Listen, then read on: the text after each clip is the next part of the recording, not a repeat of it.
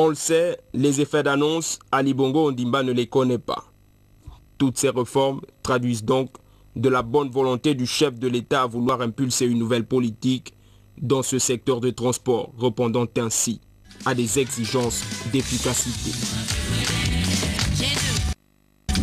Ouvrons la page politique de cette édition d'information pour parler donc des préparatifs des élections législatives de cette fin d'année.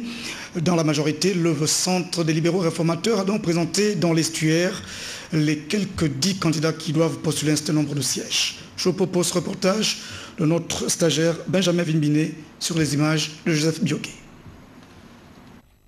Examen et adoption des listes de candidatures, le CLR entend positionner pas moins de 12 candidats dans la province de l'Estuaire, histoire de conforter sa présence au Palais Léomba au sortir des prochaines législatives, d'où l'objet de cette Assemblée générale provinciale présidée par Éloi Nzondo. Ce que nous souhaitons pour notre parti dans la province de l'Estuaire, c'est de gagner le maximum des sièges pour conforter la position qui est la nôtre aujourd'hui, c'est-à-dire un parti qui s'implante sérieusement dans la province de l'Estuaire, mais aussi à l'intérieur du Gabon profond. À Libreville, le parti cher Jean-Boniface Assélé entend batailler fort dans les 1er, 3e, 4e, 5e et 6e arrondissements pour un total de 10 candidats, dont 3 femmes titulaires. Le premier critère est celui d'être de nationalité gabonaise, avoir 25 ans au minimum, être un militant actif, être aussi à jour de ses cotisations et puis une preuve d'appartenance à la constitution dont on veut postuler, jouir de ses droits civiques et politiques, un imprimé que vous devez retirer au siège du parti, avoir une bonne moralité, encore que l'on peut toujours s'interroger, et avoir réuni 100 signatures, c'est-à-dire une pétition et une lettre d'intention pourquoi vous voulez être candidat. Devant l'assistance, chaque candidat s'est livré à un bref exercice oral de 2 minutes. Il y a dans la vie 2 grands points de vue. La sagesse des vieux et le dynamisme des jeunes.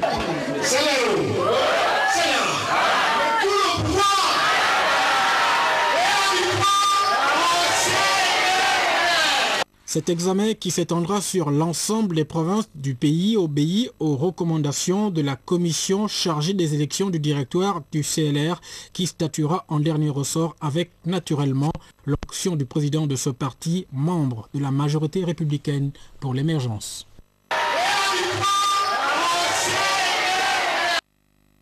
Toujours le Centre des libéraux réformateurs qui a donc organisé dans la province de la Nyanga l'Assemblée générale qui vise justement à scruter les critères qui doivent permettre d'imposer un certain nombre de candidats sur les sièges de la province de la Nyanga. Je vous propose ce compte rendu de Jean-Augustin Zingui de notre rédaction.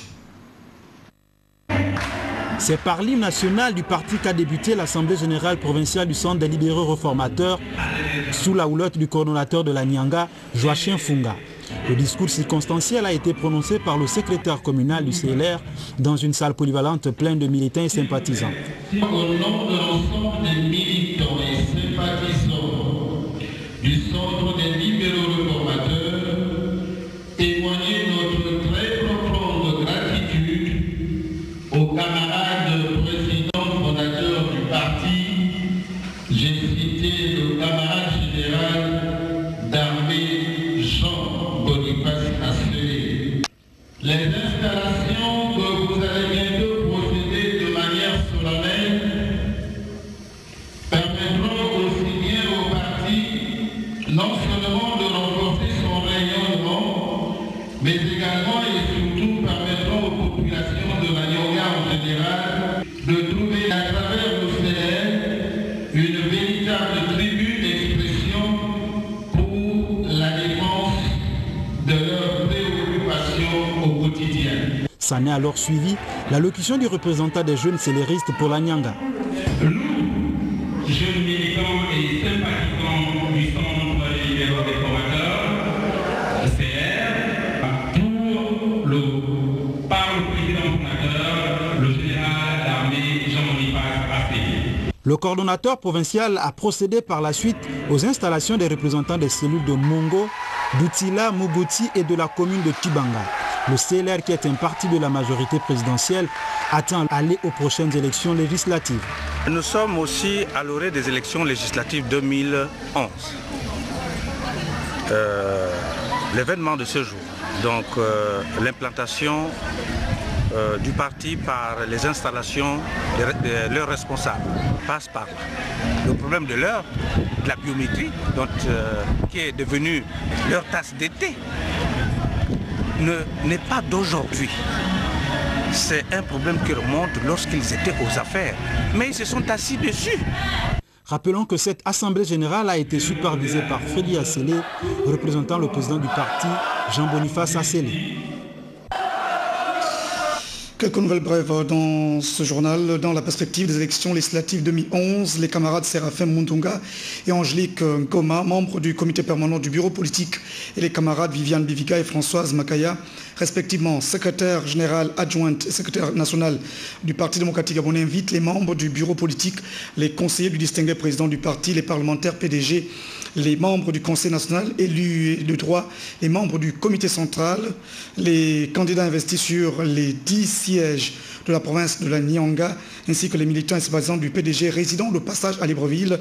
Une importante réunion qui se tiendra lundi 17 octobre à 18h à la Chambre de commerce de Libreville. Vu l'importance de leur jour, la présence de tous et de toutes est vivement souhaitée. Toujours dans le cadre de l'organisation des élections législatives, des députés à l'Assemblée nationale du 17 décembre 2011, le secrétaire général de la Commission électorale nationale autonome et permanente porte à la connaissance des personnes désignées pour être membres des bureaux des commissions électorales locales, c'est-à-dire les présidents, les vice-présidents, les rapporteurs généraux, qu'un séminaire de préparation et de formation est organisé à leur intention les mardis 18 et mercredi 19 octobre 2011 à partir de 9h à la salle Mengan du Palais international des conférences, la Cité de la démocratie. Au terme de celle-ci, les intéressés seront présentés à la Cour constitutionnelle aux fins de prestation de serment. Ce sera donc le jeudi 20 octobre 2011 à 10h. En bref encore, la cérémonie d'inauguration hier de l'intégration d'ordinateurs dans les écoles primaires du Gabon.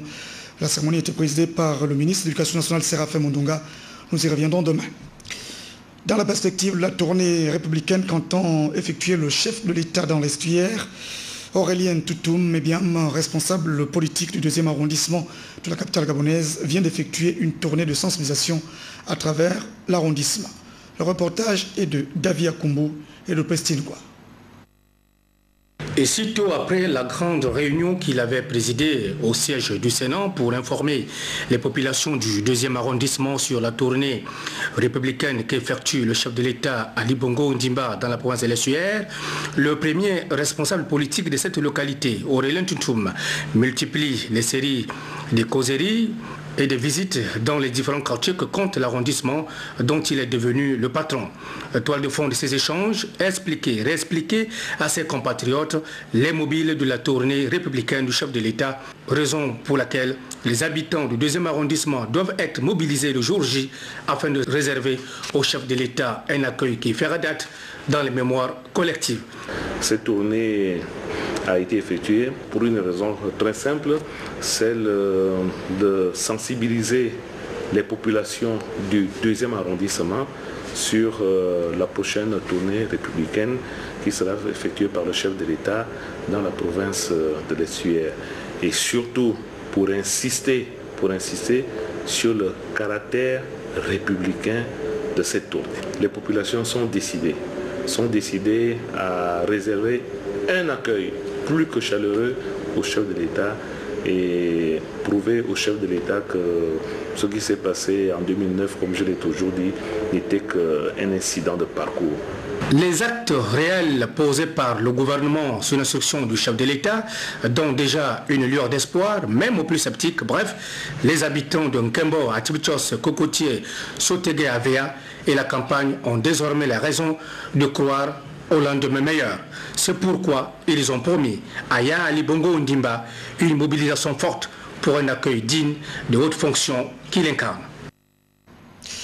Et puis cette visite que vient d'effectuer l'organisation non gouvernementale Action Citoyenne au siège du groupe singapourien OLAM Une visite qui a été marquée donc par des entretiens.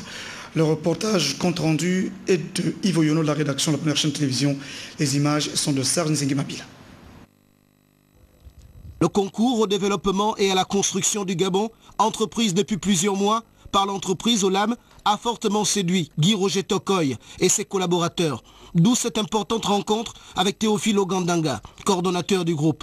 Nous sommes venus rencontrer le président directeur général de l'Olam, déjà de 1 pour faire connaître la structure, l'ONG, auprès du directeur général de l'Olam, et de 2 signer un partenariat avec Olam pour pouvoir nous accompagner dans nos prochains programmes de sortie, surtout dans le Moyen-Ogooué. Dans le Moyen-Ogooué, où nous allons descendre pour assister les populations dans le Gouaval, dans la commune de Lambaréné, en kit scolaire, en médicaments et en tableau de salles de classe. Guy Roger Tokoy d'Action Citoyenne a dressé aux représentants d'Olam un extrait de son bilan d'activité. Aussi, il a félicité et encouragé les responsables d'Olam pour leur engagement, notamment dans leurs 3 projets phares devenus réalité. La palmeraie de Kango, la construction d'une usine d'engrais à Pog et surtout la zone économique spéciale d'Nkok. Ces projets sont en droite ligne, rentrent dans le cadre de la vision du chef de l'État de construire un Gabon émergent à l'horizon 2025. Et donc, nous sommes très heureux, nous sommes très motivés et nous nous sommes mis d'arrache-pied pour travailler, pour réaliser ces projets dans les normes internationales. Outre ces aspects, le président de l'ONG Action Citoyenne a dit œuvrer seulement dans le strict respect de leur feuille de route et pour l'intérêt supérieur de la nation. Nous sommes pour la construction nationale et non pour la destruction nationale. À la fin de la rencontre, un cadeau symbolique a été remis aux représentants de l'âme en guise d'encouragement sincère à toutes les composantes du groupe. Le monde célèbre demain la journée mondiale de l'alimentation au Gabon. Le thème porte sur les prix de denrées alimentaires. À la fin de cette information, le ministre en charge de l'agriculture, Raymond Donsima, prononce une allocution circonstancielle. Séance de travail au ministère de la Communication. Le ministre Paul Ndongema et ses collaborateurs se sont penchés donc sur les véritables attentes des Gabonais par rapport justement à l'enjeu de la communication. Le ministre a même évoqué une question des contrats de performance. Je vous propose ce reportage de Janice Ndongema. Par son caractère transversal profondément ancré dans tous les secteurs d'activité de l'État, l'économie numérique est l'un des plus importants fers de lance de la politique de l'émergence. Cette fonction économie numérique constitue la clé de voûte du pilier Gabon des services. Mais n'oublions pas que les TIC se retrouvent également dans les autres piliers que sont le Gabon vert, le Gabon industriel. Nous pouvons voir sur cette slide l'implication de l'économie numérique dans tous les secteurs d'activité de la société. Que vous preniez la forêt, le bois, l'urbanisme, les télécoms, la santé, le tourisme, l'agriculture, les finances, l'économie numérique se retrouve profondément ancrée dans tous ces secteurs. Le contrat d'objectif et de performance est une relation opérationnelle qui va désormais s'établir entre le ministère, échelon de contrôle public, et les services publics personnalisés, échelon d'exécution de la politique conçue par la tutelle. D'où vient cette nouvelle donne qui bouleverse nos vieilles habitudes de travail? Chaque partie du discours du président de la République est en elle-même une instruction cadre que donc le gouvernement se charge de mettre en œuvre. En partant du discours du 16 août 2011, le président de la République a pris un certain nombre de mesures dans le cadre de la modernisation du fonctionnement des administrations. Il s'agit d'insuffler dans le cadre de la modernisation des administrations une nouvelle donne qu'on appelle la performance. La performance, cela amène donc à partir de la spécialisation qui se situe au niveau du ministère et au niveau des opérateurs publics, cela amène une division du travail. Le ministère se réserve, a le droit et le pouvoir de concevoir et de contrôler, alors que les opérateurs publics, qui sont des services publics personnalisés, se permettent d'exécuter. La stratégie mise en place par le ministère en charge de la communication pour le suivi des indicateurs de qualité et de performance dans l'exécution des tâches dévolues aux services publics personnalisés